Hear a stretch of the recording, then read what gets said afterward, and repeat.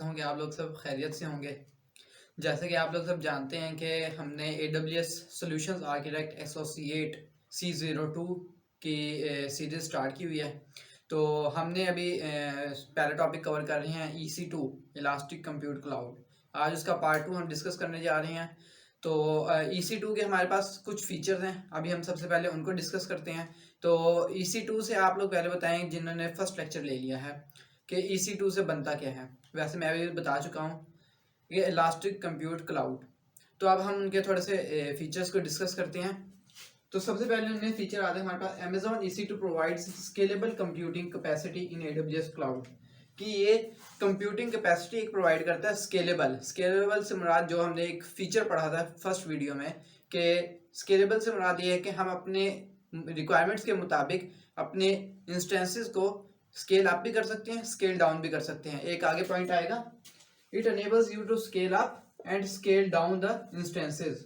मतलब कि आप अपने इंस्टेंसेस को स्केल अप मतलब कि आप बढ़ा भी सकते हैं, आप उसकी कंप्यूट, आप उसकी स्टोरेज, आप उसकी नेटवर्क्स, आप इन सब चीज़ों को आप मतलब कि अपने रिक्वायरमेंट्स के मुताबिक स्केल अप भी कर सकते हैं और स्केल डाउन भी कर सकते हैं। स्केल अप से मुराद ये है कि आप बढ़ा सकते हैं, स्केल डाउन से मुराद ये है कि आप लोग उसको कम कर सकते हैं अपने रिक्वायरमेंट्स के मुताबिक।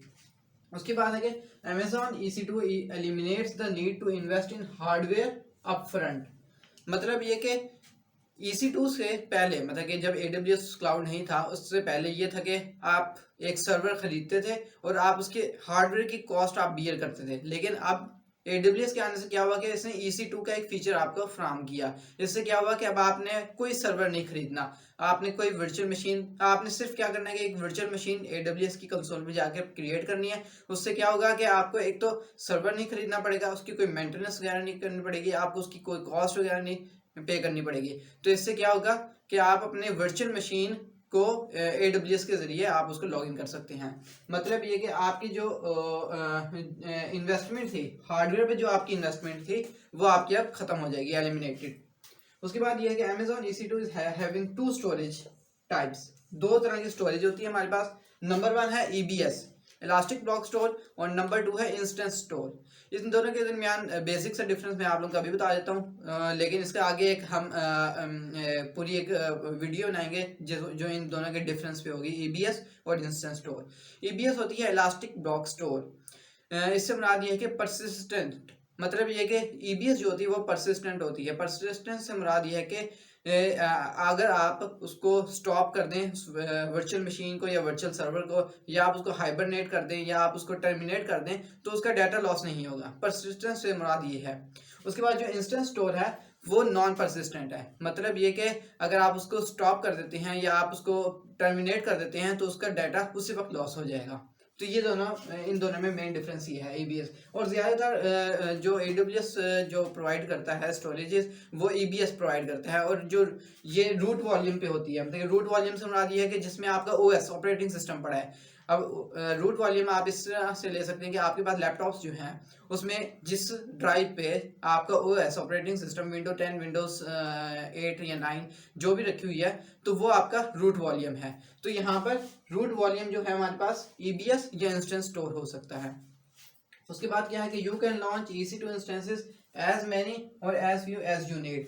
मतलब ये है कि आप अपनी रिक्वायरमेंट्स के मुताबिक जितने आप इंस्टेंसेस चाहते हैं आप उतने लॉन्च कर सकते हैं। उधर एक नंबर होता है कि हाउ के नंबर ऑफ इंस्टेंसेस कितने लॉन्च करने हैं, आप 1 2 3 4 जितने आप लॉन्च करना चाहते हैं आप लॉन्च कर सकते हैं। लेकिन यहाँ पर एक उसकी लिमिट भी है, वो आगे हम डिस्कस करेंगे कि उसकी क्या लिमिट है जो आपके उससे ज़्यादा आप नहीं बना सकते। उसके बाद ये है कि you can configure compute. Compute से मुराद अब आप लोगों को पता होना चाहिए कि कंप्यूट क्या है। कंप्यूट होती है हमारी CPU। उसके बाद नेटवर्किंग में हमारे पास NIC कार्ड्स वगैरह आ जाते हैं।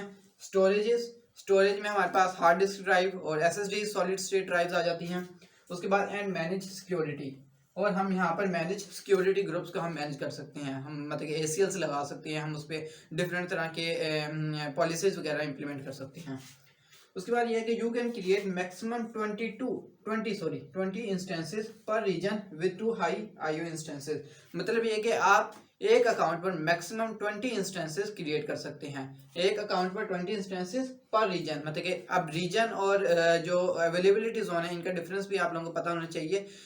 बल्कि ये मैं आप लोगों को एक नेक्स्ट वीडियो में इसको एक्सप्लेन कर दूंगा। अभी आप ये देख लें कि एक जो रीजन होता है ना, वो हमारा फॉर एग्जांपल समझ लें कि एक हमारा जो न्यूयॉर्क है वो एक हमारा एक रीजन है, जो हमारा वर्जीनिया वो एक हमारा रीजन है। तो हम वहाँ एक रीजन में हम 20 इंस्टेंसेस मैक्सिमम बना सकते हैं। अब अगला रीजन हम लेंगे, उस पर भी हम अपने एक अकाउंट पर 20 इंस्टेंसेस क्रिएट कर सकते हैं। प्री कॉन्फ़िगर्ड टेम्पलेट्स AMI और आल्सो अवेलेबल। AMI की फॉर्म होती है Amazon machine images, Amazon machine. ये मैं आपसे पहले पिछली वीडियो में भी डिस्कस कर चुका हूँ। अमेजॉन मशीन इमेजेस ये कुछ प्री कॉन्फ़िगर्ड टेम्पलेट्स होते हैं जो AWS ने ऑलरेडी अपनी कंसोल पे रखे हुए हैं। उसमें ये होता है कि आपने फॉर एग्जांपल विंडोज़ 10 बनानी है, आपने विंडोज़ 2016 2019 का कोई सर्वर लॉन्च करना है, तो उसके प्री कॉन्फ़िगर्ड टेम्पलेट्स होते हैं जिसमें एक फिक्स हार्ड होती है, एक फिक्स स्टोरेज होती है। उसमें आप कर सकते हैं कॉन्फ़िगर उसको, मतलब कि आप बढ़ा सकते हैं उसको। लेकिन यह है कि उसके कुछ टेम्पलेट्स होते हैं, सेट होते हैं उनमें, उसमें नेटवर्क्स आपके सेट होते हैं, उसमें आपकी स्टोरेज सेट होती है, उसमें आपकी कंप्यूट रैम वगैरह ये सारी चीज़ें ऑलरेडी कॉन्फ़िगर्ड होती हैं। तो उसमें यह होता है कि आप उस टेम्पलेट को सिलेक्ट करें और आप अपना वर्चुअल मशीन और वर्चुअल सर्वर हार्डली 2 मिनट्स में आप उसको क्रिएट कर सकते हैं। तो इसके अलावा यह है कि यहाँ पर कुछ पॉइंट्स और हैं हमारे पास EC2 के, तो वो अभी हम और डिस्कस कर लेते हैं। तो अब हम रिमेनिंग पॉइंट्स को डिस्कस कर लेते हैं। इसमें हमारे पास सबसे पहले है secure login information for your instances using की पेयर्स। अब यहाँ पर AWS में हमारे पास दो तरह के की पेयर्स होते हैं, एक पब्लिक की पेयर होता है और एक प्राइवेट की।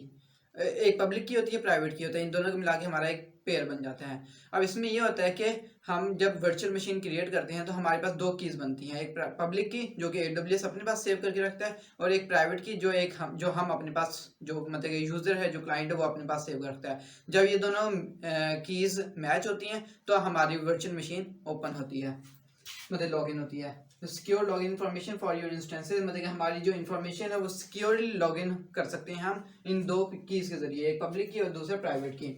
उसके बाद multiple physical location for your instances such as Amazon and EBS, such as instances and EBS volumes known as regions and availability zones. अभी हम डिस्कस करके आए थे कि रीजन्स और अवेलेबिलिटी जोन मतलब कि हमारे मैक्सिमम 20 इंस्टेंसेस बन सकते हैं पर रीजन एक अकाउंट पर। तो इसमें आप रीजन और अवेलेबिलिटी जोन्स का दरमियान डिफरेंस ये है कि आप मतलब कि जो हम वर्चुअल मशीन बनाते हैं, जो हम वर्चुअल सर्वर बनाते हैं, ये अब कहाँ से बनता है? ये कहीं ना कहीं तो होगी ना, स्टोरेज कहीं होगी, कहीं नेटवर्क्स होंगे, कहीं ना कहीं तो उसकी कंप्यूटर रखी होगी ना। तो जहाँ पर उसके डाटा सेंटर्स जो होते हैं उधर, जहाँ मतलब फॉर एग्जांपल हमारे हम कह सकते हैं कि लंदन में जो डाटा सेंटर है AWS का, वो उसका रीजन है। अब लंदन क्या हो गया? रीजन हो गया। इसी तरह नॉर्थ वर्जीनिया वो उसका रीजन हो गया, मुंबई वो एक रीजन हो गया। अब उसके अंदर एक रीजन के अंदर मल्टीपल अवेलेबिलिटी जोन्स होते हैं। मतलब ये कि अगर वर्जीनिया है तो वर्जीनिया के अंदर 1A 1B 1C इस तरह से करके उसके अवेलेबिलिटी जोन्स होंगे। अब मतलब कि हम यही मतलब कि डिफरेंस क्या हुआ इन दोनों में कि मल्टीपल अवेलेबिलिटी जोन्स होते हैं एक रीजन में, और रीजन क्या है कि हमारा जहाँ पे फिजिकल डाटा सेंटर होते हैं। तो ये हो गया इन दोनों के दरमियान डिफरेंस। उसके बाद है कि a firewall that enables you to specify the protocols, ports and source IP ranges that can reach your instances using security groups। मतलब आप सिक्योरिटी ग्रुप्स के जरिए आप प्रोटोकॉल्स को मैनेज कर सकते हैं, पोर्ट्स को मैनेज कर सकते हैं और अपने सोर्स IP रेंजेस को मैनेज कर सकते हैं। ये जब हम लैब करेंगे तो उस वक्त मैं सबको एक्सप्लेन कर दूंगा कि हम सिक्योरिटी ग्रुप कैसे बनाते हैं। तो इंशाल्लाह जल्द से जल्द लैब भी लेके आऊँगा, आप लोगों ने टेंशन नहीं लेनी।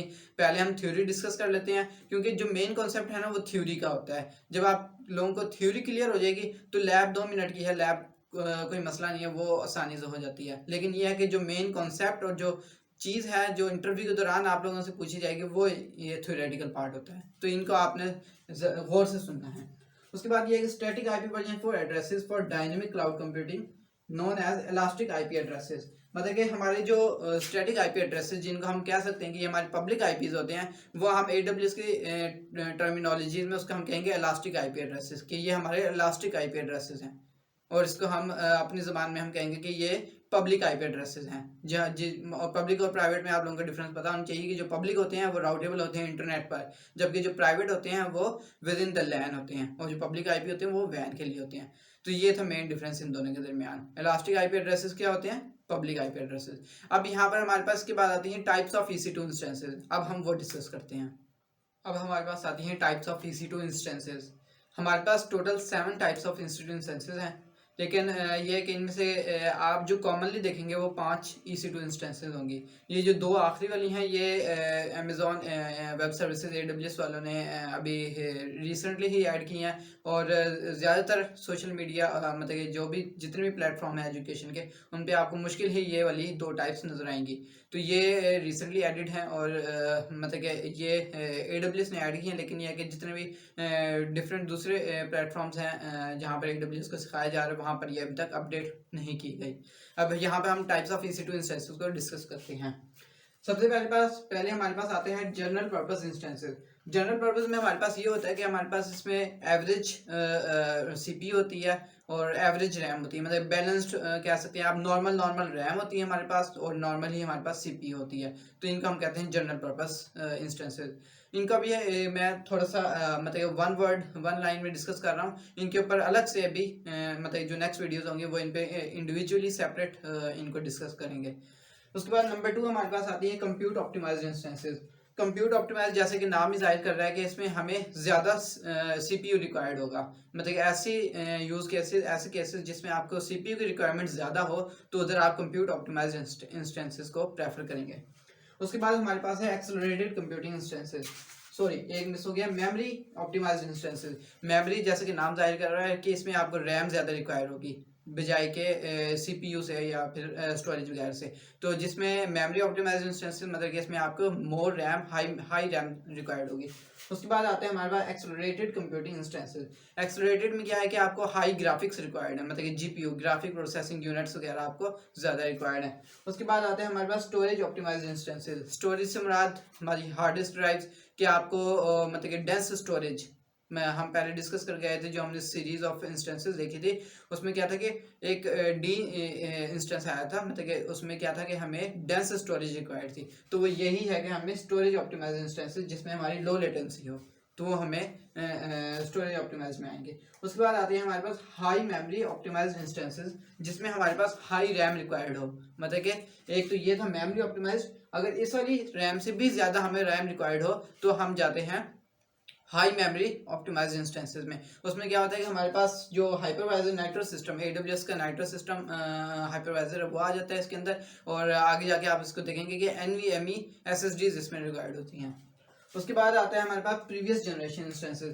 प्रीवियस जनरेशन से मुराद आप इस तरह से ले सकते हैं कि ऐसे इंस्टेंसेस, ऐसे EC2 इंस्टेंसेस जिनकी मतलब कि अभी उनकी ख़ास डिमांड नहीं है, और AWS ने क्या किया है कि वो मतलब कि पुराने हो चुके हैं, तो उसने उनको प्रीवियस जनरेशन इंस्टेंसेस में डाल दिया। लेकिन ये है कि अभी तक AWS ने उनकी सपोर्ट को ख़त्म नहीं किया है, लेकिन फ्यूचर में मे बी इट्स पॉसिबल कि प्रीवियस जनरेशन आपको नज़र ना आए, क्योंकि जिस तरीके से AWS चेंज होता जा रहा है और उसमें डिफरेंट वेरिएशंस आते जा रहे हैं, तो हम उम्मीद कर सकते हैं कि शायद प्रीवियस जनरेशन इंस्टेंसेस उसमें से उसकी सपोर्ट खत्म हो जाए। लेकिन अभी तक यही है कि previous EC2 instances, previous generation में जो EC2 इंस्टेंसेस हैं उनकी अभी तक सपोर्ट जारी है AWS की तरफ से।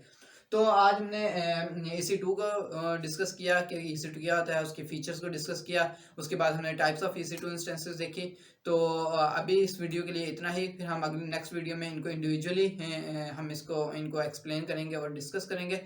तो आखिर में आप लोगों से यही गुजारिश है कि आप ज़्यादा से ज़्यादा इन वीडियोस को, इस AWS सॉल्यूशंस आर्किटेक्ट एसोसिएट की सीरीज़ को अपने फ्रेंड्स के साथ शेयर करें, क्योंकि ये वीडियोस जो हैं इनमें मतलब बनाने में बहुत ज़्यादा इसमें मेहनत रिक्वायर्ड होती है। लेकिन यह है कि आप लोग इसको सपोर्ट करते रहें, आप इसको ज़्यादा से ज़्यादा शेयर करें। अभी आप लोग ख़ास देख सकते हैं कि इसमें ख़ास व्यूज़ वगैरह नहीं आ रहे, लेकिन यह है कि आप इनको अपने social media platforms, Instagram, Facebook, Twitter या लिंक्डइन पे भी आप इनको ज़्यादा से ज़्यादा इसको शेयर करें, ताकि इससे ज़्यादा लोग इससे इस्तेफ़ादा हासिल कर सकें।